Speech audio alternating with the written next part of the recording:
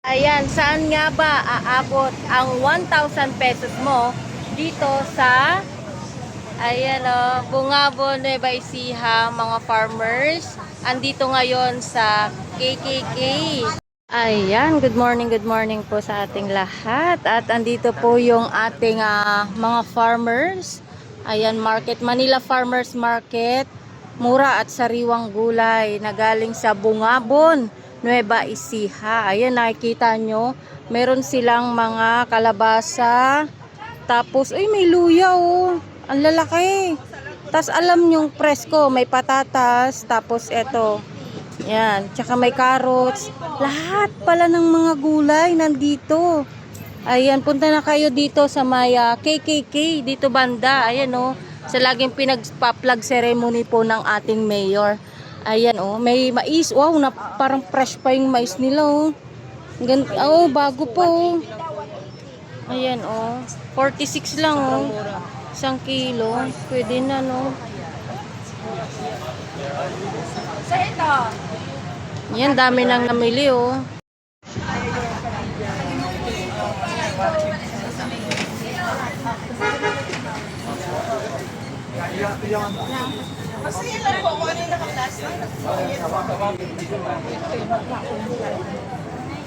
Ayan yung kalamansi nila, 120 per kilo ata to eh, no? Labanos, ayan, 65 per kilo, no? Tapos yung labanos, 65, napakamura lang. Oo. Ito, 150 yung sili na red. At per kilo na po yan. Tapos, itong sili na green. Timbang na yan, Lita. Si Sir yung tanongin natin. Ayun kaya, sarap.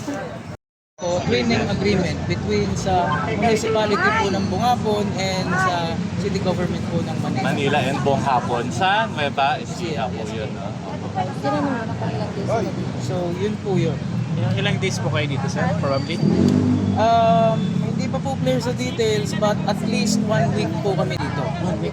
Opo, kami po ay open mula po 8 a.m. hanggang 7 p.m. Yung pong nakikita niyong mga gulay dyan, yan po ay fresh na binabiyahe mula po sa mga magsasaka na kami din po ang bumibili. Gamit po yung sarili naming fleet ng truck. Makikita niyo po ang mga truck doon. Opo, yung malaking truck. Actually, 2 lang po yan pero 10 po yung truck namin. And yun po ang pinaka-model talaga namin. Hindi po tulad po, sorry, rephrase ko lang po. Ano? Hindi ako sanay sa camera eh. Hindi po tulad ng ibang mga namimili na trader ng gulay na naggumagamit po ng mga manipulative na tactics o kaya naman po nandadaya sa mga magsasaka natin. Layunin po namin na pasimplihin yung proseso, alisin po yung mga layer upon layer ng tao na nagkakalta sa pagpapatong ng presyo sa mga pananim ng mga magsasaka para po maging patas na balik sa kanila yung pinaghirapan nila and para din naman po kami ay lumago bilang kumpanya. Pero at the same time po, habang kami po ay lumalago, kasabay po namin ang ating mga magsasaka sa pag-angat po. Lalo na po ngayon sa panahon na medyo nakakatakot po. Ano po, pagdating po sa ekonomiya, mula po sa mga magsasaka hanggang sa kataas-taasan po ng lipunan, nararamdaman po ang paghihirap. So, Nakakatuwa nga, sir, kasi parang inisip ko pa lang noon pa lang na ang dami kasi mga magsasaka yung nagko-complain doon sa Nueva Ecija na ang dami nilang mga gulay and prutas na nasasayang, hindi nabibili kasi nga ang mahal nung pagta-transport tsaka yung mga service charge, mga other charges before it comes here bago makababa ng Maynila, sir. So, isa-summarize ko lang po yun, para po sa ating mga viewer na hindi po gamay yung proseso po ng mga magsasaka o yung paghihirap po na dinadaanan nila. Sila po ay magtatanim nang walang kaalam-alam kung yung itatanim po nila ay in demand sa panahon po na yun ay naging ripe, pwede na pong pitasin. Kapag yun po ay kanilang pinitas, hindi po nila alam ang kalagayan ng ekonomiya noon. Tulad po ngayon, 2 months ago, medyo okay lang po yung economy ngayon. May gera na po sa Middle East, so ganun po kabilis yung bago. So ayun na po, dalawa na pong level ng paghihirap yun. Then maghahanap po sila ng buyer. And even if makahanap po sila ng buyer, hindi po nila sigurado kung patas po yung presyo. Kasi nga po, hindi po nila alam kung magkano po ang galaw ng merkado nila and ang kanilang mga pananim sa merkado. And hindi ko na po masasabi kung sinasadya po yun o hindi, pero napakapangit po ng epekto nun sa ating mga magsasaka dahil para po silang nangangapa sa dilim. So So ang ginagawa po namin ay nag-i-establish po kami ng isang model o proseso na kung saan nagbibigay po ng parang gabay sa ating mga magsasaka. And at the same time po, ito po ay isang tinatawag nating long-term and sustainable na programa. Na po, hindi po syempre tayo charity, so kailangan din po natin ng konting Opo. upkeep, but we do it in a way na sustainable and ethical po para sa ating mga magsasaka. Para magbe-benefit po on Yes, both mutual sides. benefit. Opo. Tulungan lang po kami. Bali yung market nyo, sir, mula anong oras ng umaga hanggang anong oras kayo ng hapon? According po sa official details po, nandun po yung start ulit. Kami po ay open from 8 a.m. to 7 p.m. Okay. this entire week. But there is a possibility po na tumagal pa po kami dito beyond the 1 week. So, Sana po, no, para maubos natin yung mga gulay na ano po, nakatenga. actually, we Sayang are naman. looking forward nga po na maubos yun. Because one, kailangan po fresh yung nakalatag dyan. Two, pag po yan ay naubos, sinyalis po yan na na umaandar po ang ating business and tayo po ay nakakatulong sa mga magsasaka. Kung gusto niyo po ng pruweba, maaari niyo pong i-visit yung page namin, yung Farmers Direct Market Curva sa Facebook. Although kasi simula lang po nung page na yon 1 month ago, kami po ay nakakuha na ng 200 plus thousand na views and nakabili na rin po kami ng humigit kumulang Wow. well, hindi ko na po bibigay exact details at Opo. sensitive daw po yan, pero more than a few hundred tons ng sibuyas. Ano po? Opo. Karamihan po doon ay mga nagbebenta ng sibuyas na wala pong mabentahan o kaya po even worse, tinakbuhan po nung buyer dahil po nakahanap sila ng ibang mas madaling na uto na magsasaka, mas mababa po nilang nabili. So kami po sumasalo sa kanila and even though maaari pong isipin ng iba nating mga viewer na paano naman po yun, hindi nyo ginagaya yung ibang buyer na nandadaya na ng kakaltas ang presyo. Paano yan aandar? Umaandar po yun, tulad po na nabanggit po kanina, pinapasimple po namin ang proseso. Wala po kaming mga ahente, wala po kaming sakadora o middleman. Literal po na Facebook ang gamit namin at konting artificial intelligence po. So gamit po ang minimal na crew at minimal na mga methods ng data collection at pakikipag-usap sa ating mga magsasaka, able po kami na magproseso ng literal na daan-daan ng mga magsasaka at libo-libong kilo ng kanilang pananim nang hindi po ipinapatong yung gastos na yun sa ikakaltas sa sa pamimili sa kanila. So hindi po nila sinasalo yun. Ang umaandar lang po talaga sa amin ay ang aming logistics. Pero mula po sa pag-collecta ng data hanggang sa pagkikipag-usap, pag-schedule, pagka-classify, lahat po yun ay ginagawa ng minimal na crew. Ipo-coordinate po kami gamit ang makabagong teknolohiya para po yun ay mabilis, matipid at of course, madali po para sa aming mga empleyado at para din po sa mga magsasaka. Salamat, sir. Thank you, sir. Ayan, saan nga ba aabot ang 1,000 pesos mo dito sa Bungabon, Nueva Ecija, mga farmers? Andito ngayon sa KKK or Kartilya ng Katipunan. At titignan natin kung aabot ba yung 1,000 natin or bababa pa or mababa or mas mataas pa. Titignan natin.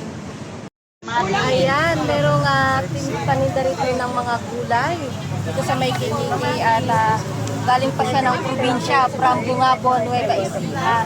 At nagustuhan ko nga itong kamatis nila, 40 pesos. Pwede na yan. Fresh na fresh. Oo. Tulungan natin sila. Ayan, tapos next natin, yung sitaw, pinaka-favorite natin. Ayan ang bakit ito. Ang dami naman. Sitaw, worth 160 siya. Huwag yan. Dakil. Ang dami! 160! Lahat yan? Lahat yan? Oo, lahat na. Isang ano? Ito, titingnan natin kung saan naabot ang 1,000 pesos mo dito sa local farmers natin. Dami! Ayan, dito naman tayo sa sibuyas. Ayan, sa halagang 70 pesos. Isang kilo. Ika-count natin mamaya kung saan naabot yung 1,000 pesos mo sa ganito. Kuya, akin to.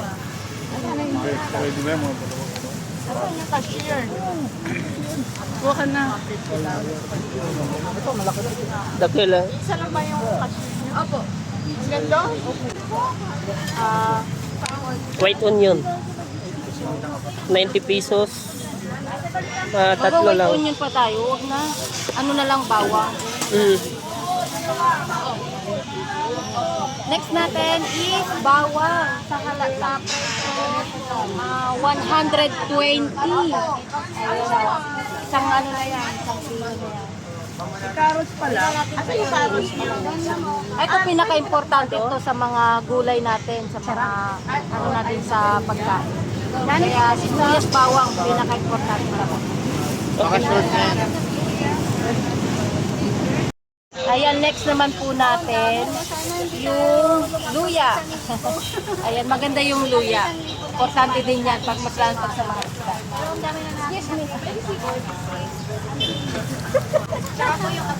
Ayan, sa halagang 160 din. Yung luya. Ang lalaki. Ang lalaki ng luya.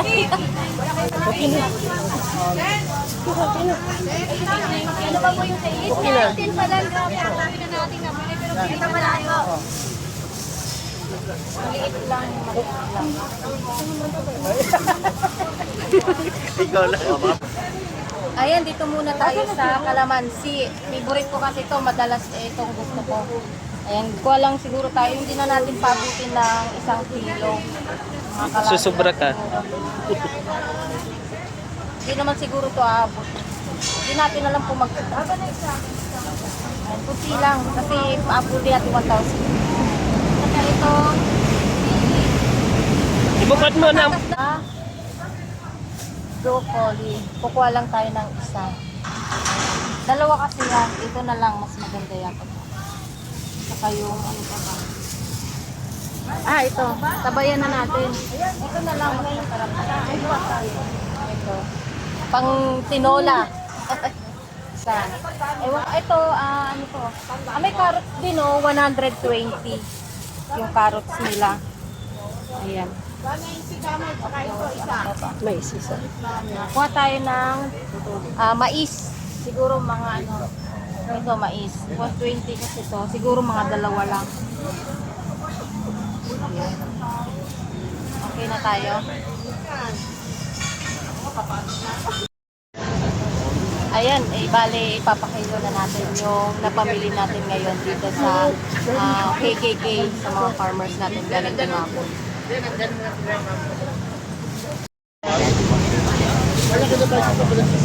Ayan, balik ko computein na yung pinamili natin. Aabot ba ng 1,000? Bali magkano po? 568 pa.